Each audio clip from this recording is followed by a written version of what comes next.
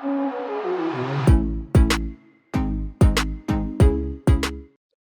guys, welcome to this new video tutorial. In this video I will show you the easiest way how you could download Windows 11 as an ISO format or as an ISO file from the official website of Windows in a legal way. To do that, just open your browser and type download Windows 11. Scroll until you see the option software download microsoft.com. We want to click on that.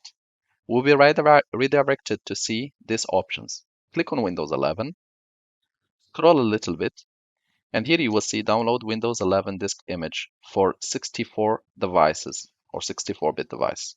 Click on it, and here you will have the multi-edition ISO for 64 devices, and click download. Choose the language, click confirm, and then finally you will see here download Windows 11 English. Just click download. Locate the file where you want to save it,